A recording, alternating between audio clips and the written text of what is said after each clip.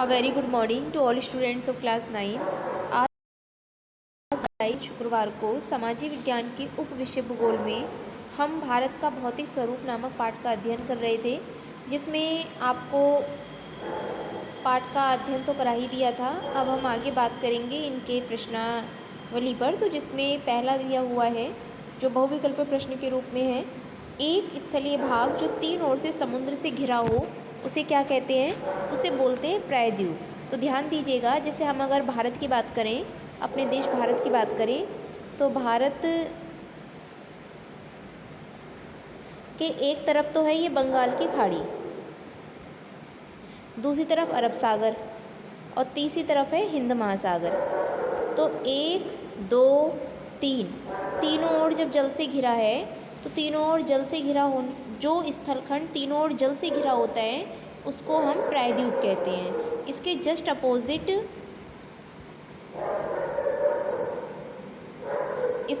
Opposite अगर कोई ऐसा स्थलखंड है जो तीनों ओर जल से घिरा हो, यानी एक तरफ यहाँ भी जल, दूसरी तरफ भी जल, तीसरी तरफ भी जल, तो उसको बोलते हैं खाड़ी। ऐसा कोई, मतलब समझिएगा, प्रायद्वीप और खाड़ी की बात मैं आपको क्या बता रही हूँ। अगर कोई ऐसा स्थलखंड है, जैसे मान लीजिए ये स्थलखंड है, इसके इधर भी जल है, दूसरी तरफ भी जल है और तीसरी तरफ भी जल है, ठीक है ना, तो इसको बोलते हैं हम प्रायद्वीप। अब इसके अपोजिट देखिएगा, इसके अपोजिट है कि अगर कोई जलखंड है, इसके इधर भी स्थल है, दूसरी तरफ भी स्थल है और तीसरी तरफ भी स्थल है, ठीक है, तो तीनों तरफ जब स्थल है तो इस वाले भाग को हम क्या बोलते हैं? इसको बोलते हैं खाड़ी। इस वाले जलखंड को क्या कहा जाएगा? खाड़ी। अगर कोई जलखंड है जो तीनों ओर स्थल से घिरा हो। इसके बाद आगे देखिएगा, भारत के पूर्वी भाग में म्यांमार की सीमा का निर्धारण करने वाले पर्वतों का संयुक्त नाम, तो उसका संयुक्त नाम क्या है? पूर्वांचल। गोवा के दक्षिण में स्थित पश्चिम तटीय पट्टी, इसको क्या कहा जाता है? कन्नड़ कहा जाता है। तो ध्यान दीजिएगा कि भारत का जो तट है, एक पश्चिमी तट है, एक पूर्वी तट है। तो अगर हम कुछ इस तरह से देखें,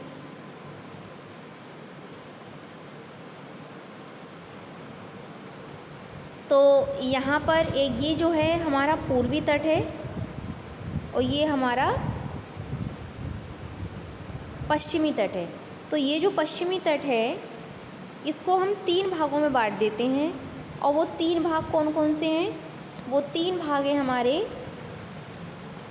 एक तो मालाबार तट,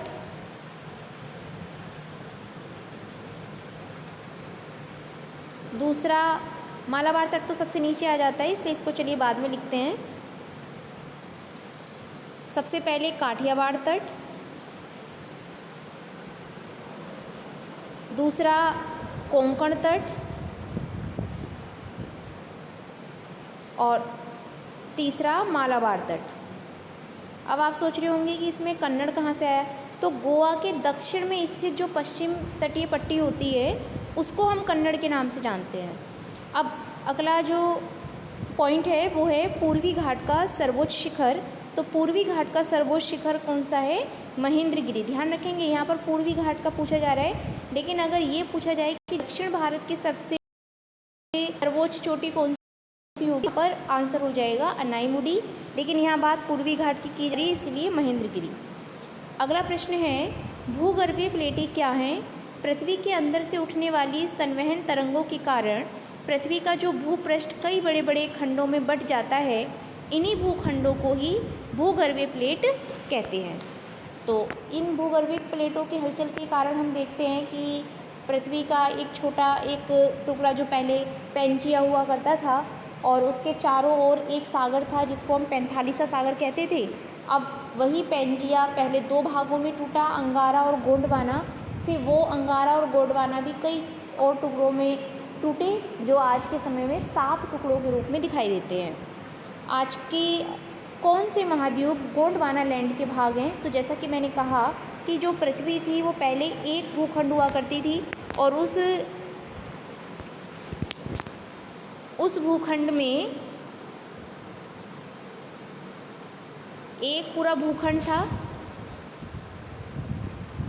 जिसको क्या कहा जाता था? पेंजिया। और इसके चारों ओर एक सागर हुआ करता था जिसको कहा जाता था पैंथालिसा। पैंथालिसा एक सागर था। पेंजिया के दो हिस्से हो गए, तो दो हिस्से होने के बाद एक बन गया अंगारा और दूसरा हो गया गोंडवाना। दूसरा गोंडवाना।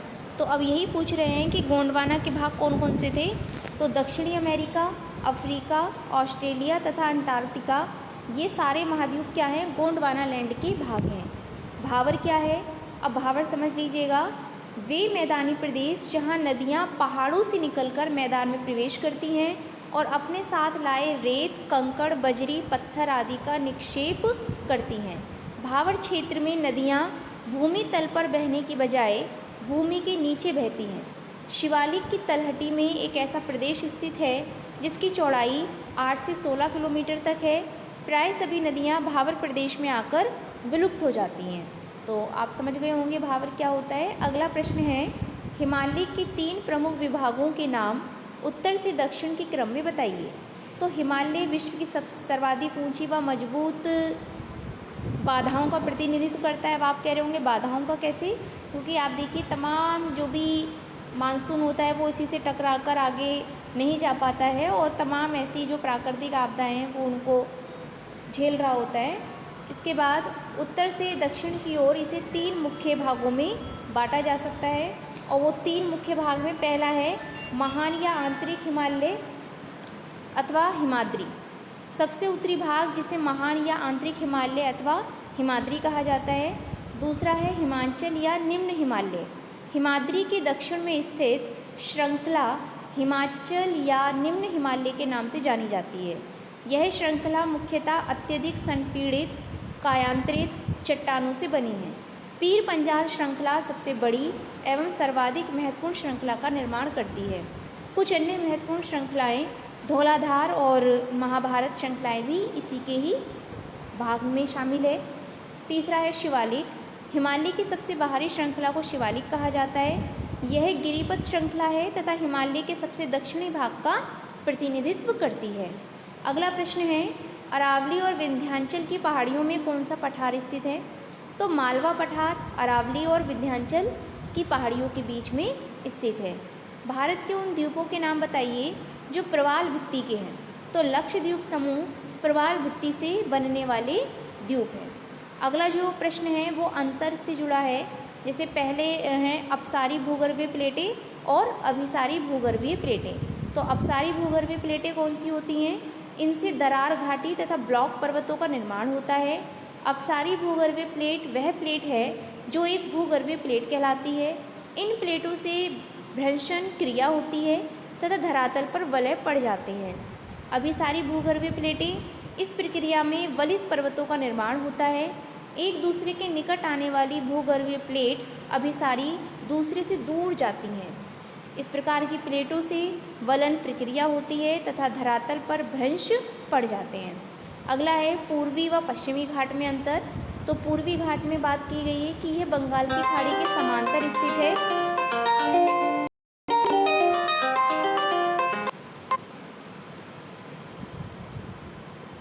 इसकी सबसे अधिक ऊंची पहाड़ियों में दोदा बेटा शामिल है।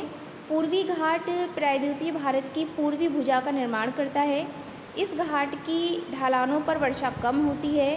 पूर्वी घाट कोरोमंडल तट के समांतर है और पूर्वी घाट सतत नहीं है, वह अनियमित है। बंगाल की खाड़ी में गिरने वाली नदियों से ये कह सकते हैं कि इसका निर्माण होता है। इसके बाद है पश्चिमी घाट। यह अरब सागर के समांतर स्थित है। इसकी सबसे अधिक ऊंची चोटियों में अनाईमुडी एवं महेंद्रगिरी शामिल है। अगर दक्षिण भारत की सबसे ऊंची चोटी की बात करेंगे तो अनाईमुडी, लेकिन अगर पूर्वी घाट में सबसे ऊंची चोटी की बात करेंगे तो महेंद्रगिरी। पश्चिमी घाट प्रायद्वीपीय भारत की पश्चिमी भुजा का निर्माण करता है। इस घाट की पश्चिमी ढलानों पर पूर्वी घाट की अपेक्षा वर्षा कम होती है। पश्चिमी घाट मालाबार तट के समांतर है। यह सतत है तथा इसको केवल दर्रों के द्वारा ही, दर्रों का नहीं है यहाँ पे, दर्रों होगा, ध्यान दीजिएगा, दर्रों के द्वारा ही पार किया गया है, इसको काट दिया गया है। इसके बाद अगला है, हिमालय का निर्माण कैसे हुआ था बताइए। जिस स्थान पर आज हिमालय स्थित है उस स्थान पर कभी टेथिस नामक सागर हिलोरे लेता था। यह एक लंबा और उथला सागर था। यह 2 विशाल भूखंड घिरा हुआ था। इसके उत्तर में अंगारा लैंड और दक्षिण में गोंडवाना लैंड नाम के भूखंड थे। ऐसा माना जाता है कि लाखों वर्ष पहले भारत एक बड़े प्रायद्वीपीय गोंडवाना भूमि का भाग था।